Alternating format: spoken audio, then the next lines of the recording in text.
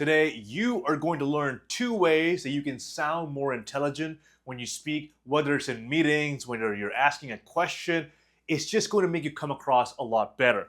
The first thing I want to teach you is how do you speak on the spot? How do you answer a question so you sound intelligent? So let's say you are asked a question.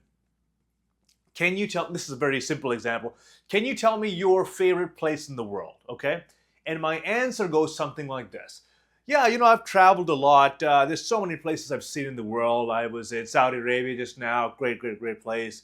Before that, I was in Mexico. Great culture, great food there, great weather. I like that a lot.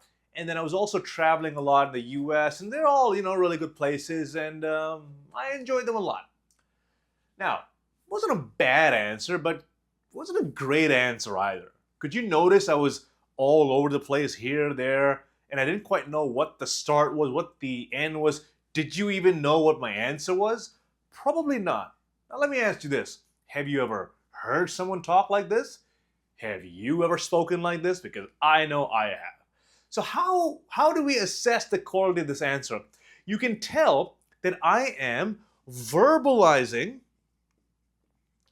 my thoughts out loud. So I don't quite know what I'm saying. So if this is me, right, I don't know what's in my head right now.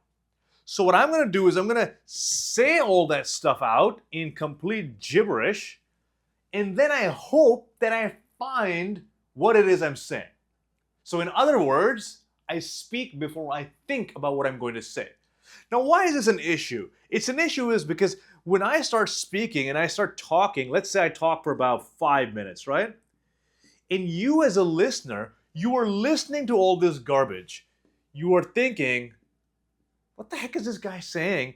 You have to listen to all of this. Then you have to somehow unscramble all of this and find what it is I'm talking about, understand what I'm talking about, and also formulate a good answer to a question you don't quite understand. Can you see what the issue is? The issue is taking unprocessed thoughts and just throwing them out there. So you don't want to do that. Instead, what you want to do, and write this down as a rule in general, this is what I tell all of my clients. Before you verbalize, you have to do something called organizing your thoughts. So you organize before you verbalize. This is going to go right in my new book coming out. Organize before you verbalize. What does this mean? Before you open your mouth, organize the thoughts in your head. How do you do that? I'm glad you asked. I call this my AAA format. This is how it works. Okay, you got 3 A's.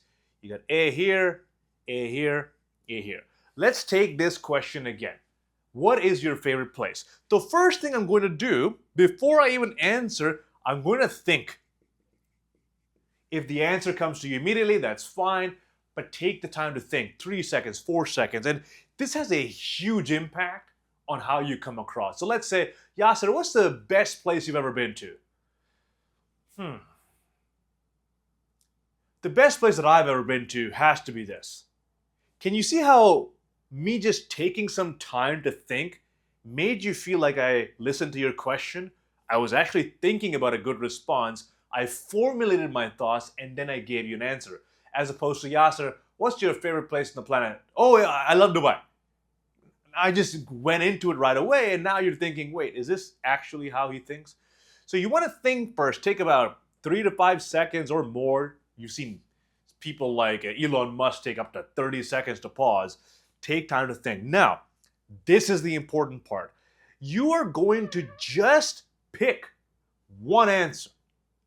One answer. This is for the sake of practice, just so you understand it. If you have multiple answers, there are different ways to do it. One single answer. So let's say my favorite place in the world is New York. That is my answer, okay? So I'm going to think, Yasser, what's your favorite place? My favorite place is New York. That is the first sentence. Why is this important? It's important because now you have direction. Now you know what it is you're talking about. Because if I'm thinking, oh, I like Dubai, I like Tokyo, I like London, I like all of these different places, you don't quite know what to talk about and you're going in all these different places. So now we have isolated, hey, I'm just going to talk about New York. So in the first sentence, answer the question, because the last thing you want is for someone to wait, what is the answer? What are you trying to say? Just give them the answer right away, okay? So the first A is answer the question. New York is my favorite place. The second one, second A, is you add the details. Add the details. This is the real meat of your answer. Now, this could be reasons, story, example, maybe an analogy, anything like that. Okay, so I'll give you an example of these. Yasser, what's your favorite place on the planet? Well, my favorite place has to be New York. First A, done. The reason it's my favorite place is because every time I go there, the city is so vibrant, it's so fast. I feel like this frenetic pace of the city, it makes me push myself as an entrepreneur. This is me adding a reason. Or I could give you a story. I love New York. The reason I love New York is the first time I went there to speak at a conference. And I didn't really know much about New York City. But once I got there, I met so many entrepreneurs that day, 3 of whom became clients of mine, and 1 of whom gave me an entire tour of the city for the next 2 days. It was one of the most memorable experiences of my life. Now I've told you a story. Then I can go into an example. Example and the story can be similar to a friend of mine. He told me that New York City has the best pizza. That's why I love New York City. Or an analogy, New York City is where you go if you want to be successful, because if you can make it there, you can make it anywhere. I'm adding details in here. This is the real meat of it, okay? So now I've answered the question. I'm going to add meat. Now, if you want to be a little bit more structured here, you don't always have to do this. You'll see me do this a lot. I just number what I'm going to talk about. So for example, my favorite place in the world has to be New York. And there are 3 main reasons for that. The first one, second one, third one. So first one could be pizza. Second one could be the pace. The third one could be some plaza. I just came up with that because I wanted 3 P's and it's easier to say that way, but you know what I mean. So I love New York because of 3 reasons. Number 1, the pizza. I absolutely love the pizza. It's the best pizza in the world. Thin crust pizza is the way to go, and there's no better place than New York to have it. The second reason I love it is because of the pace. It's so fast, and now you just go into that. The added advantage of this is when you number things, it's a structure. And just by saying the number, it sounds like you've thought about it before. Where if I said, yeah, there are many reasons I like New York. Okay, sure. There are 3 reasons I like New York. Now it sounds like you've said it before. If you said it before, you have credibility and expertise. But don't worry about this if this is too complicated. When you're just practicing, pick one, okay? Pick one answer, pick one reason or a story, whatever comes to mind. And then at the end, you want to answer and acknowledge again. My writing is beautiful. I don't know what I wrote there. Let's acknowledge, okay? So answer the question again. Why do you answer it again if you've already answered it here? Because many people, when they speak and they add details, they don't quite know where to stop. They keep going on and on and on and on and on, and next thing you know, they've ended their speech or their answer 1,000,000 times and they're still going on. So at the end here, you will just say what you said here. So for example, Yasser, what is your favorite place on the planet? My favorite place has to be New York. The reason is 1, 2, 3. Now, when I want to end it, I'll say, so that's why New York is my favorite place in the world. When I say that, there's no doubt in your mind that I'm done talking, simply because you heard the exact same thing I said at the start. I've closed the loop. So you just transition into that. So because of those 3 reasons, I love New York. So that's why when I think of my favorite place in the world, New York is the only one that comes to mind. I'm closing that answer. So at the end, you are going to answer that question again. So a recap. Someone asks you a question, you answer the question, add the details, and then you answer again. Now, this is in the case you're in an interview, you're on a panel, you have to do an on-the-spot speech. This is amazing. If you're at work in a meeting, only start from here. Don't give them all the details right away. So, hey, what's the update on this project? You're not going to say, the update of this project is that it's not done yet. It's going to get done by the 19th. The reason it's not done is because of XYZ reason, so that's why it's not done. Feels a bit weird. You can just say it in one sentence. The project isn't done yet. It's expected to get done by the 19th. Do you want me to give you some more details? If they say yes, then you go into the next one, and then you finish it off like so. So you want to be context dependent. If you have more time allotted to you, you have to speak in front of people, then add more details, fill in the time. With this one, you can go anywhere from 2 to 30 minutes. I've done entire workshops using just this one. You can have one 10-minute segment of it, and you can have 3 of those, and that will be an entire 30-minute keynote, right? And I've done that before many, many times. You just pick one topic, you add the details, you make a point, and you close it. So you can use this to speak on the spot wherever you go. And the way you can practice this is if you go to ChatGPT or random question generator, you just ask it, hey, ask me a random question. I want to practice this structure. So let's say you get the question, what's your favorite thing to eat? My favorite thing to eat is pizza. The reason I love pizza is because it's so delicious, it's quick, doesn't cost a lot of money, and I can find it anywhere in the world. That's why pizza is my favorite fruit, my favorite food. I don't think pizza is a fruit. In fact, it's the furthest thing from fruit. You get my point. So you practice doing that, and eventually, when you're in an interview, when you are asked to speak on the spot, it just comes naturally to you. So those are the 3 A's, all right? When you're speaking on the spot, use the 3 A's. Now, this is when you are speaking. Now, imagine that you are talking to somebody and you're asking for either advice or clarity, or you want to sound intelligent with the questions that you ask. So for example, I was at a conference of a big entrepreneur. I'm not going to name him, but you probably know him. He's a very, very famous entrepreneur. He had a workshop, and people paid a lot of money to be at this workshop. And you could realistically ask one question. And the person next to me, when he decides to ask the question, he asks something like, hey, so I have a business, and I've been doing this business for a long time. I'm really passionate about it. And so we have this side of the business and we have that side of the business. And we're really trying to get our business from this to here. Actually, let me back up here. So in 2019, my wife was pregnant, and he's just going on and on and on. And I can see people's faces like, what are you saying? What is the point? And this is what I want you to realize. Your level of intelligence will be determined by the quality of your questions. Your level of intelligence will be determined by the quality of your questions. Again, can you process your thoughts first before you throw them out there? So when you're asking questions, which by the way, if you are in sales, if you are in consulting, if you are trying to create value, you're going to create value by asking questions. So learning to ask questions is an extremely important skill, especially to show your expertise and your intelligence. But what you don't want to do again is ramble all of these thoughts, and then the person just like, what the heck is this person saying? I don't understand.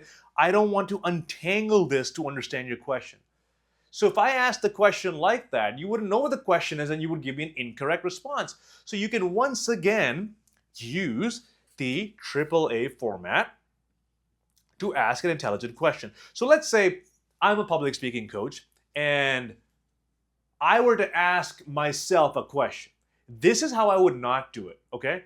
Yasser, so here's the thing. I do a lot of presentations, and I'm wondering, like when I'm on stage, I don't know what happens, but like, for example, I had the speech, and whenever I'm speaking and I'm in front of people, like I had the speech about the environment that I was doing, and for some reason, whenever I speak, like my heart starts racing, and like my palms are sweating, and I'm not really sure, like, so in your opinion, how do I, become more confident and speak in a way that, like, how do you address that?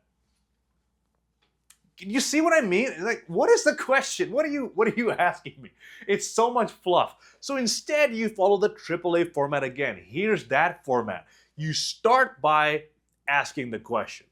In one sentence, what is your question? So in this case, Yasser, I get nervous. How do I get over my speaking anxiety? Or just that, Yasser, how do you overcome speaking anxiety? Then you add context or details. Same thing applies here. You can tell me a story, you can tell me reasons, you can tell me an example of how it happened to somebody else. So you could say, Yasser, how do you overcome your fear of public speaking? I asked because last week I had a presentation to deliver and my heart was beating out of my chest. My palms were sweaty, my mouth was getting really dry, and I didn't really feel very confident. Now you've added details. Then at the end, you ask for what you want. This is important because sometimes when you ask a question, you might not get the answer you are looking for because it's not phrased correctly or they don't know what you want. So if I asked, Yasser, how do I get over my fear of public speaking? I might give you techniques to calm your breath. I might give you preparation and how to prepare for it. I might tell you how to be present in the moment. I might tell you whether to use notes or not. Can you see how many different directions I can go with my answer? So then you can ask me for specifically what you want. So for example, Yasser, how do you get over your fear of public speaking? I asked because blah, blah, blah, blah, blah. What recommendation would you have to calm my nerves down? What do you think I should do to be more confident and less nervous? How do I prepare so I am more confident on stage? How do you recommend I structure my presentation so I'm not afraid of blanking out? Can you say how the actual thing that I want is very different? So you ask the question, and that's the theme of what you want. Then you provide me the details and the context, just enough for me to understand. Don't tell me your entire life story. All of this can be done in less than a minute. And then at the end, you just ask me for what I want, what you want. And these two can be the same, by the way. But the more specific you are, the better I can help. So sometimes people will come to me and say, Yasser, amazing workshop. What advice do you have for me? Regarding what? What advice? Just in general, in life. I don't know, eat clean, go exercise. Like, what do you want me to say? No, when it comes to public speaking. Okay, what is your challenge when it comes to public speaking? So the more context you can provide, the easier it is. So if you want to create value and come across as a smart individual, and by the way, if you go to speaklikeaceo.com, you'll see a 10-day speaking challenge. You can purchase it, and every single day, you will get to use this. You will get to speak it, and you will see the difference in your daily exercises. So check that out if you're interested. So AAA, this is how you ask the question. Ask the question first in the first sentence, as short as possible in one sentence. Then you add the details. Then at the end, you ask for what it is that you want. Another example I can give you, Yasser, how do I remove and when I speak? I ask this because I've been told in my meetings, whenever I'm speaking, I have a lot of and it's very distracting for people. What technique would you recommend to remove ums and uhs? Can you see how easy that is to understand?